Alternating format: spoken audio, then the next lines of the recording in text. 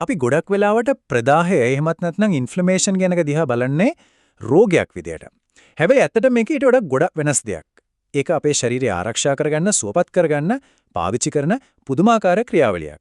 ඉතින් අද අපි බලන්න යන්නේ මේ ක්‍රියාවලිය ඇත්තට මොකද්ද? ඒක කොහොමද සිද්ධ වෙන්නේ කියලා. මේක ඉතින් අපි හැමෝටම වගේ වෙලා තියෙන දෙයක් නේද? අතට පයට කටුවක් පොඩි වීදුරු කෑල්ලක් වගේ දෙයක් ඇනුනම ඒ තැන රතු වෙලා ඉදිමිලා රිදෙනවා. ඉතින් මේ හරිම සරල සාමාන්‍ය සිදුවීමෙන් තමයි අපි අද කතා කරන මේ ගැඹුරු මාතෘකාව පටන් ගන්නෙ. ඇයි ඇත්තටම මෙහෙම වෙන්නේ? ඔව් ප්‍රදාහය කියන්නේ ආරක්ෂිත ප්‍රතිචාරයක්. ඒකේ ප්‍රධාන මෙහියුම් තුනක් තියෙනවා. පළවෙනි එක හානියට හේතු වුණු දේ, ඒ කියන්නේ අර කටු කෑල්ල හරි බැක්ටීරියාවක් හරි ඒක ඉවත් කරන එක.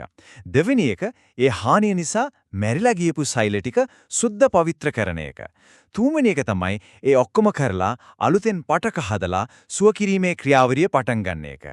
හරි, එහෙනම් අපි මේ කතාවේ පළවෙනි පරිච්ඡේදයට යමු. ප්‍රදාහයක් ඇති වුණාම අපේ ඇඟ එළියට පෙන්වන ලක්ෂණ තියෙනෝනේ. අන්න ඒව තමයි ශරීරය අපිට දෙන පළවෙනි අනුතුරු ඇඟවීමේ සංඥා ටික. මේ සංඥා පහනම ඉතින් අපි කාටක් හොඳටම පුරුදුයි. තුවාලය පුනාම ඒතන රතු වෙනවා, අල්ලලා බැලුවම අනිත් තැන් වලට වඩා ටිකක් රස්නේ, ඉදිමෙනවා, හොඳටම රිදිනවා, අන්තිමට ඒ හරියට පාවිච්චි කරන්නත් බැරි වෙනවා.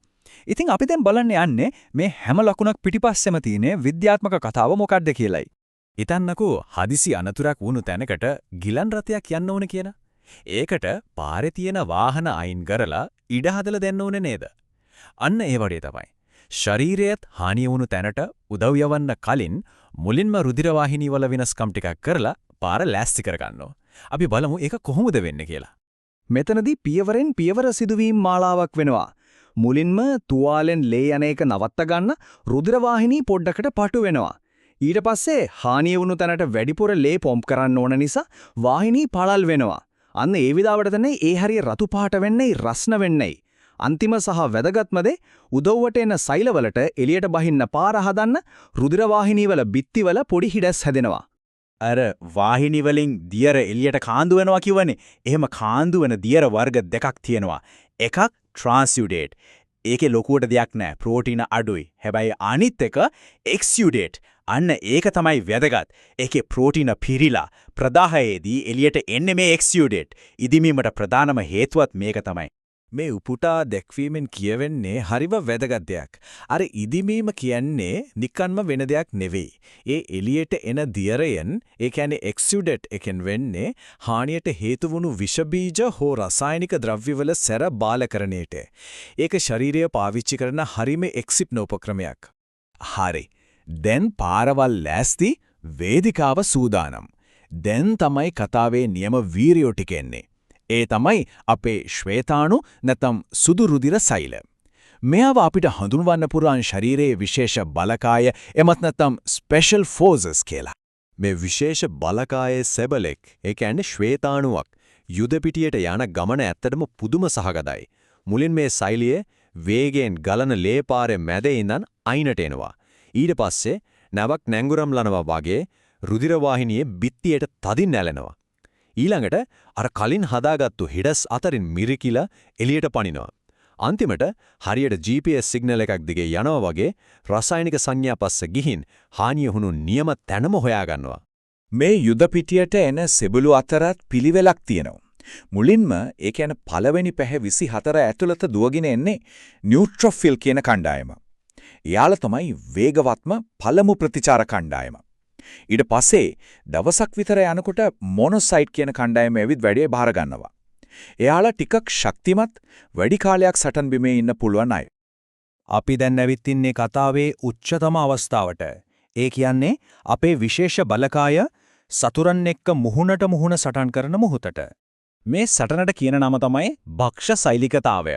සරලවම කිව්වොත් මේකෙදි වෙන්නේ අපේ සෛල, ඒ කියන්නේ නියුට්‍රොෆිල් සහ මැක්‍රොෆාජ් වගේ සෛල ආක්‍රමණිකයන්ව, ඒ කියන්නේ බැක්ටීරියා, වෛරස්, මැරුණු සෛල කෑලි වගේ දේවල්ව අපඩේ ගිලලා දාලා විනාශ කරන එක. මේ ගිලගැනීමේ මෙහෙයුම වෙන්දෙත් පැහැදිලි පියවර තුනකට. පළවෙනියට සතුරා කවුද කියලා හරියටම හඳුනාගෙන එයාව අල්ල ගන්නවා. ඊළඟට සෛලයේ Tamanගේ පටලයෙන් ඒ සතුර වට කරලා සෛලයේ ඇතුළටම ගන්නවා. අන්තිමට සෛලයේ ඇතුළේ තියෙන ප්‍රබල රසායනික අඩිගබඩාවක් එක එකතු කරලා අර ගිලගත්තු සතුරව සම්පූර්ණයෙන්ම දිය කරලා විනාශ කරලා දානවා.